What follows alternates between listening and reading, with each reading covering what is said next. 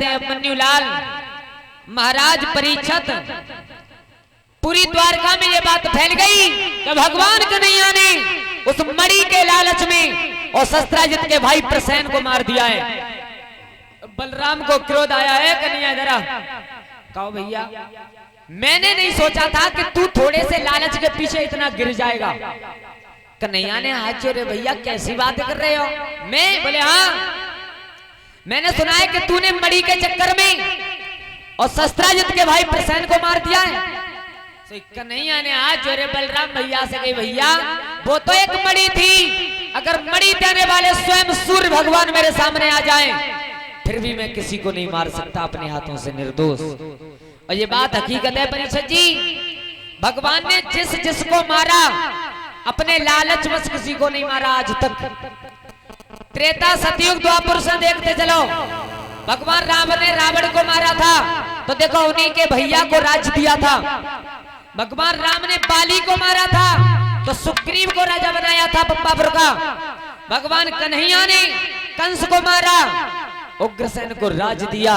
अगर चाहते भगवान तो हर जगह राज भोग सकते, यानी अपने लालच बस कभी भी भगवान ने किसी को नहीं मारा। बलदाऊ बोले कन्हैया तेरे ऊपर दोष लग रहा है। बोले भैया मेरे ऊपर? बोले हाँ, तो ये मेरा धर्म बनता है कि मैं इसे छुटाने के लिए जरूर जाऊंगा। तो देखो परीक्षित महाराज, आज भगवान कन्हैया के ऊपर झूठा दोष लगा है इस द्वारका में। तो कुछ यदुवंशियों को साथ लेकर श्याम सुंदर चले कहां? प्रसेन का पता लगाने के लिए। प्रसेन का पता लगाने के लिए तो आगे बढ़ते चले गए, आगे बढ़ते चले गए। कहां पहुंचे? जहां पर एक सिंह मरा पड़ा था। महाराज देखा जामवंत की गुफा मिली तो सब यदुवंशियों से कहा तुम यहीं खड़े हो जाओ, हम इसमें अंदर जा रहे हैं। महाराज जब अंदर कन्हैया घुसे तो कहा देखो कि एक बहुत सुंदर पालना पड़ा हुआ है और उसमें एक बिटिया लेटी है। लाल कुछ कैसे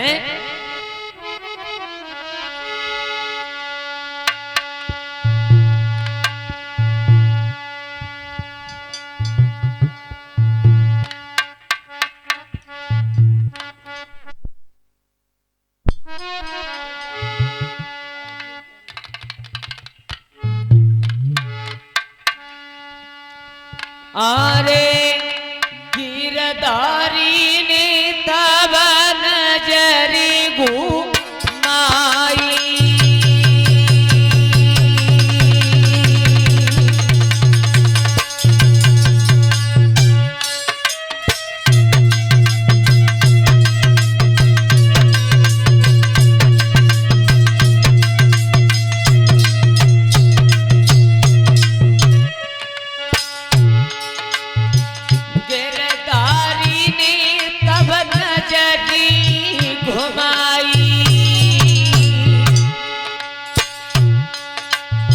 सुंदर पलना परोरे दिखाई।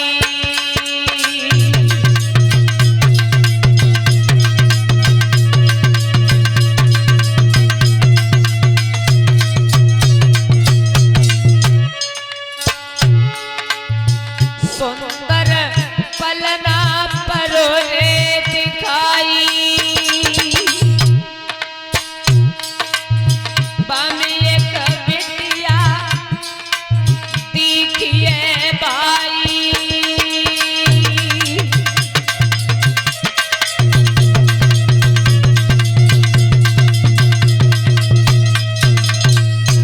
जी भगवान योगीराज कृष्ण जामवंत महाराज की गुफा में अंदर घुसे, कहा देखो एक बहुत सुंदर पलना है, और पलना में एक बिटिया लेटी है और उसी पलना की पाटी से वो मणि बंधी हुई थी प्रसेन वाली।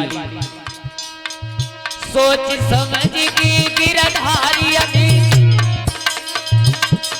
तब बिटिया कूदा सनमुख श्याम आड़े देखे ताखन सुता गई गहराई।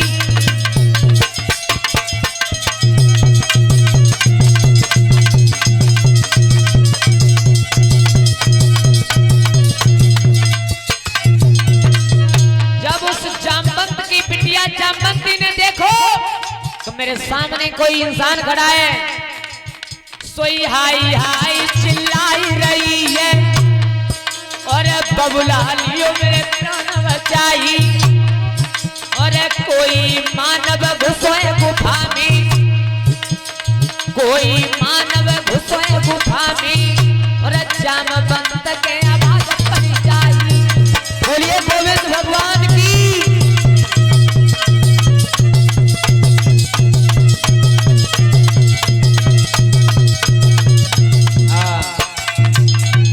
भगवान कन्हैया को जामवंती ने देखो परीक्षित जी तो चिल्लाने लगी, चीख पड़ी। तो जामवंत महाराज निकल के आए तो देखो जामवंत ने भगवान को पहचान नहीं पाया। दोनों के बीच में युद्ध होने लगा। परीक्षित महाराज युद्ध कितना घमसान हुआ था कि कई दिन व्यतीत हो गए, लेकिन ना तो जामवंत हारे और ना भगवान कन्हैया हारे। एक दिन भगवान कन्हैया ने खींच करके जामवंत की नाक पे मुष्ट का प्रहार किया, सोई नाक में से खून निकलो। सोई पुरानी याद आ गई।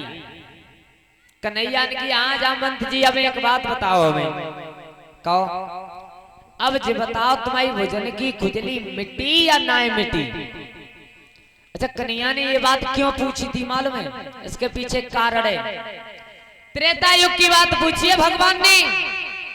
महाराज जब रावण पर विजय प्राप्त करके आए थे ना, भगवान श्री राम सबको साथ में लेकर तो लौट के आए रहे, तब कई समुद्र पे खड़े हैं कि राम ने, अच्छा मैं इस सेना में इतने जी बताओ, काऊ के मन में अभी लड़वे की और तो ना रह गई। काऊ की वजन में मतलब काऊ अभी लड़नो तो ना है। तो जितने भालू बंदर रीछ जितने आते सब नीचे को नजर करेंगे, पर जामवंत ने की प्रभु तुम लड़वे की बात कर रहे हो, अभी तुम्हें भोजन की गुजरी तक ना है बेटी, और का ज्यादा बड़ी बात बताएं। सही भगवान ने कहा जामवंत जी इस समय मैं मर्यादा के बंधन में हूँ, लेकिन द्वापर युग में आऊंगा तो तुम्हारी जी इच्छा जरूर पूरी होगी। 100 बात कही है कन्हैया ने। सही एकदम जामवंत पान में गिर पड़े, प्रभु मैंने पहचान नहीं पाया। बात कही प्रभु जब तुम त्रेता में आए थे तो तुम्हारा कुछ रूप अलग था, लेकिन आज मुझे कुछ अलग दिखाई दे रही हो। प्रभु या तो बार रूप में दिखाई दे मुझे। उस समय भगवान ने अपना रूप दिखाया है लला लबकुश।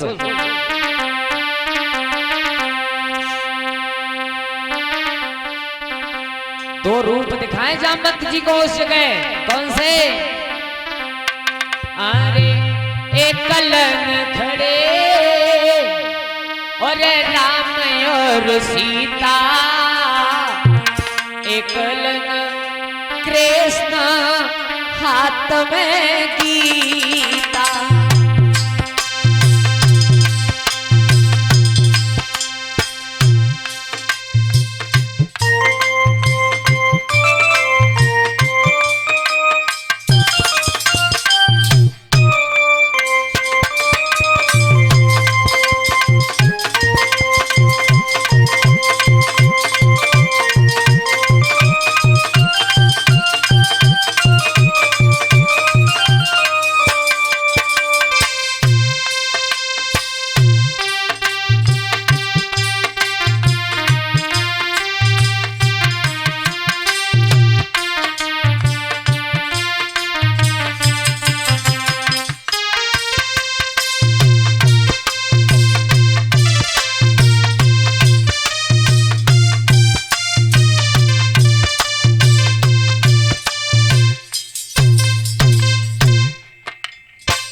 गोस्वामी जी ने लिखा है रामचरितमानस में, कितनी सुंदर बात।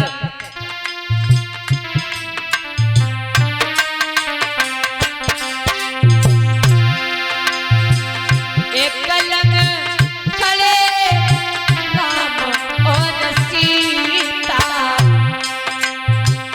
एक कलन कृष्ण हाथ में गीता।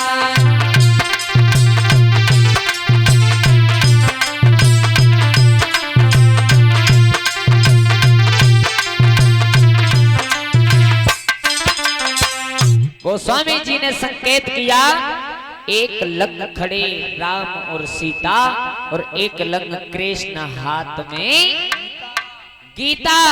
भगवान कन्हैया ने उस जगह पर जामवंत जी को दोनों रूप दिखाए परीक्षित महाराज। तो अब देखो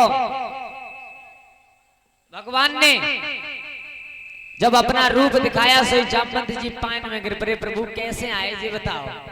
बोले जी तुम्हारी बिटिया की पार्टी से जो मड़ी बन रही है ना जाको तोस लगो हमें बहुत बुरो। अच्छा बोले प्रभु मड़ी ले जाओ और जब मड़ी बारी है ले जाओ। देखो उसी जगह भगवान कन्हैया का दूसरा विवाह जामवंती के साथ में हुआ है। दूसरा विवाह जो जामवंत की बिटिया थी जामवंती। अब महाराज जामवंती का विवाह हुआ और भगवान कन्हैया लेकर के चले। तो जामवंत जी देखो एक रीछ थे उनकी बिटिया थी जामवंती।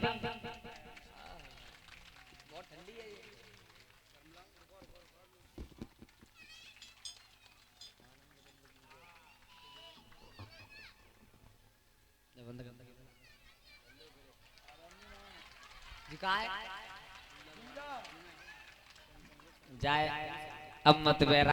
जामवंती का विवाह दूसरा भगवान के साथ हुआ। देखो ये श्रीमद् भागवत कथा का प्रमाण है कि जामवंती के पूंछ थी। पूंछ रुक्मणी ने चंदन कटोरी में घस करके वो पूंछ छुटाई है। महाराज भगवान कन्हैया के दो विवाह हो गए रुक्मणी के साथ दूसरा जामवंती के साथ। इस प्रकार एक विवाह सत्यभामा के साथ हुआ भगवान का, एक विवाह सत्या के साथ, एक विवाह लक्ष्मणा के साथ।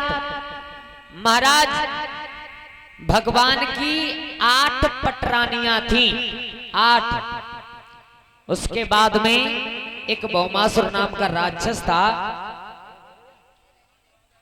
उस भौमासुर नामक राक्षस के यहाँ पर 16,100 कन्याएं कैद में थी उस पापी के घर। तो उसने भगवान का ध्यान किया तो भगवान ने उन 16,100 कन्याओं को बचाया। वो सब कन्याएं भगवान के पैरों में गिर पड़ी। अरे प्रभु अब हमें संसार में कोई नहीं अपनाएगा। तो भगवान ने कहा कि जिसका कोई नहीं होता उसके हम होते हैं। उसी समय भगवान ने 16,100 कन्याओं को अपना लिया। अब भगवान के विवाह हो गए 16,108। इतने विवाह हुए श्याम सुंदर के।